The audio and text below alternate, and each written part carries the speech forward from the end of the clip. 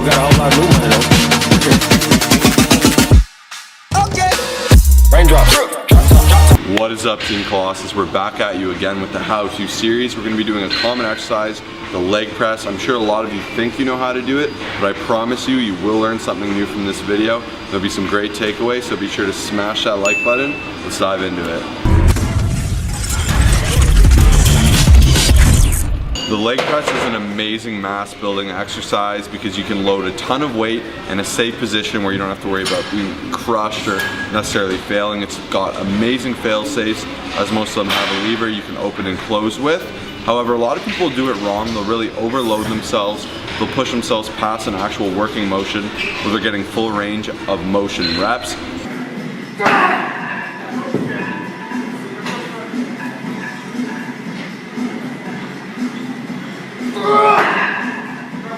You'll find that a lot of people are quarter repping or half repping at most. And we want to show you how to do this leg press exercise properly. I'd say I use a lot less weight than most people do, but I find I get phenomenal results for my legs. Mistake number one is range of motion. This might seem obvious, but we're going to show you some cool ways where you can actually get a better range of motion. So one issue I commonly find are people hunching forward, boxing themselves with their elbows towards their knees, and that's really inhibiting how low your legs can go.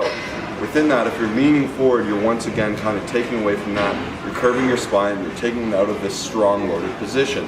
So what I like to do is, you can see me doing here, I'll load my spine, I'll actually put my hands behind my head, and I find this opens up my chest and leads me back to focus on using the driving force from my legs. So now you can see I can lower it to the correct range of motion for me, which is a full contraction of the hamstring.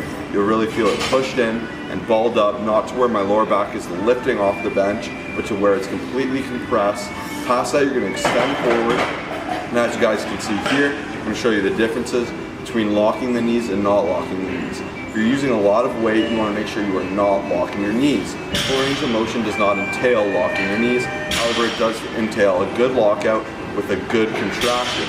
You see at the top here on the correct side that I'm contracting my quadriceps in an effective way and really squeezing and once again focusing on mind muscle connection. On the other side, I'm doing it like an idiot. I'm going too fast, I'm straining my knees, and I'm going to be in a lot of pain down the road. Snap City. So common mistake number two in the leg press is that far too many people are actually driving through their toes rather than their heels. And the main issue here is that over time they're going to cause a lot of stress on their knee joints. On top of that, it's an extremely weak pressing position. A good way to combat this is by really focusing on driving strictly through the heels on the leg press. That's a great turnover to the squat to make sure that you really keep those heels nice and flat. You're in a strong pressing position, and if you really want to target your quads best, which is what this main exercise is for, you want to focus on literally just driving through the heels. Keep your toes nice and flat, and you guys will develop huge quads and be able to press a large amount of weight.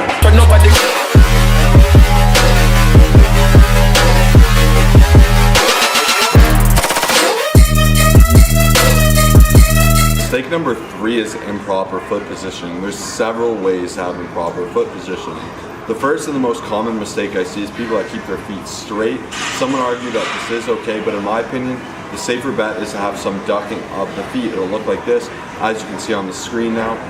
That ducking will open your hips ever so slightly, keep your knees angled outward, and prevent that knee buckling pain that can arise from straight legs. This is also more practical to replicate a squat, whether you are high bar or low bar, and that's something that you want to have a consistency of through and through. Same with that driving motion that Kyle just mentioned, driving through the heels. It's a lot easier to do when your feet are in a more natural position. If you jump, you'll notice that you don't jump with your feet completely straight. You'll have some bend. That's a natural way, that little arching of the feet. Past that, some people put their feet way too high up, and it'll cause your butt to lift up, your spine to curl out, and that's something you want to avoid. They'll have it way too low, and this once again creates your pressing motion to be very awkward and non-natural. By positioning it in about a normal, you have to play with it to see what's right for you. For me, I'm a little bit higher than mid. I find that this is where I get the safest and most full range of motion, whereas some people will be a bit lower or higher. You have to play around with it and see what feels the most natural. Okay guys, so when executing a proper leg press, number one thing I like to do is I like to take this little thing push it all the way back. We've already got it set up, but the reason I do this is because it allows me to open up more, get a full range of motion. But if you're a smaller person, I'd recommend kind of lifting it up a tiny bit more. And next thing we're gonna do is actually we're gonna focus on this little thing right here. Far too many people have it set up right to this top notch. This is gonna restrict your range of motion. This thing's gonna hit down here every single time, so we have it at the very bottom. And then you're gonna get into your little leg press, do the setup that we've already taught you guys. And then there's always gonna be a little lever on the side. Some of them you have to make sure to let go and push out. This one does it automatically. You set up, retract your scapula, get your rhomboids nice and tight, and then lift, and then the gains begin. So this is how you do it. Oh yeah. So I like to put my hands up. Squeeze them juicy quads, boy. Oh yeah. Juice.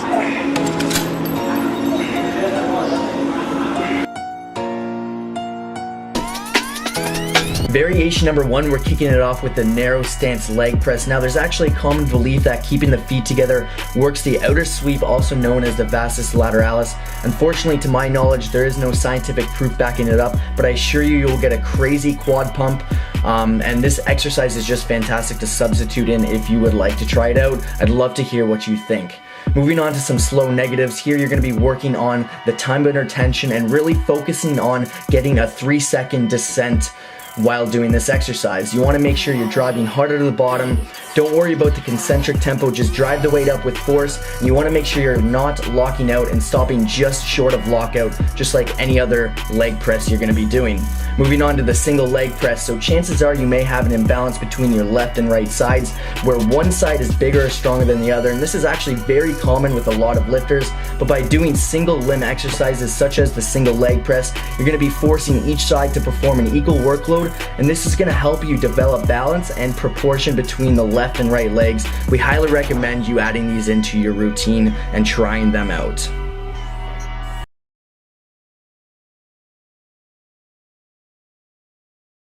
That fresh tea.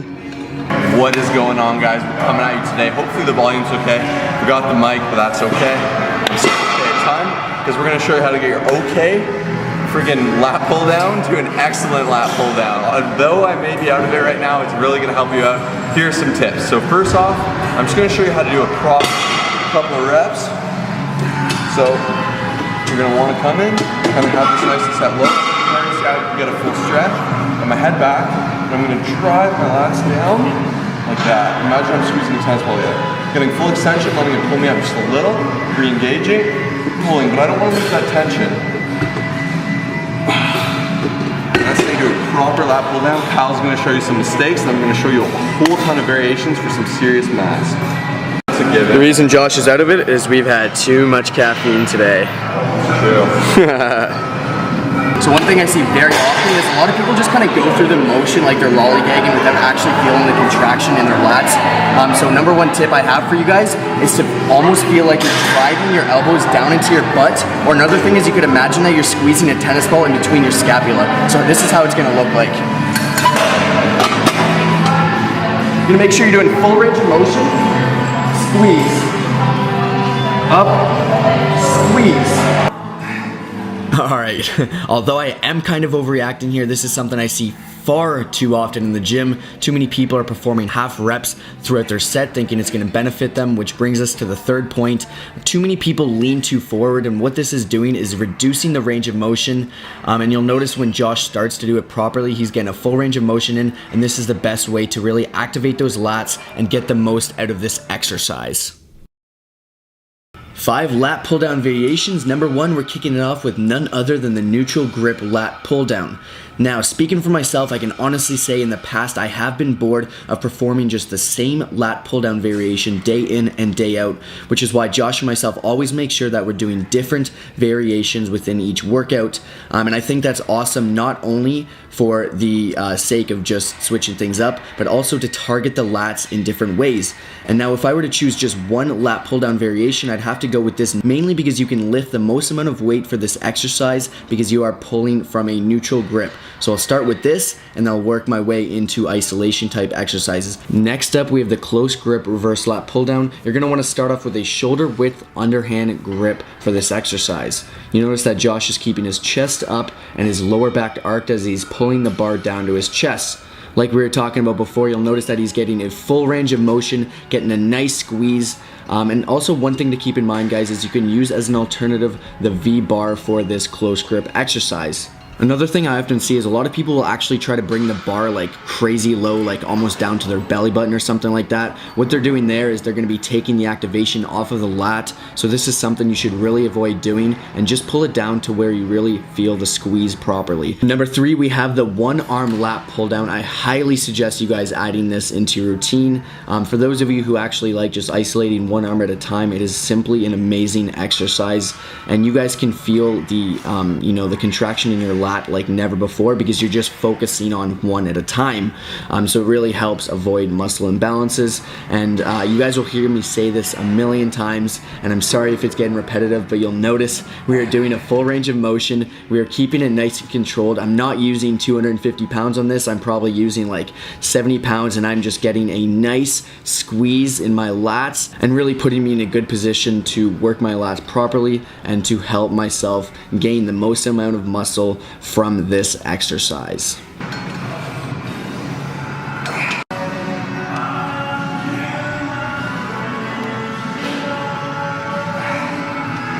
Mind muscle connection, baby. This one is key. Okay, this is kind of a funky exercise, something you may not see too often. This is exercise number 4. Mind muscle connection, like I said, is absolutely crucial, especially for this exercise. You're gonna wanna make sure that the arm at the very top of the movement is remaining straight throughout the entire time, really squeezing those lats. Last but not least, we have the wide grip reverse lat pull down. You may experience a little bit of wrist pain, and if you do, I highly recommend putting your hands closer on the bar or just completely avoiding this exercise. But it's awesome because it really stimulates the lower lat muscle fibers, which will give you the appearance of the thick and full lat. Sorry I'm talking so fast, the time is running out, but I really hope you enjoyed this video. Give it a thumbs up if you do, share it with a friend, and we will see you in the next video.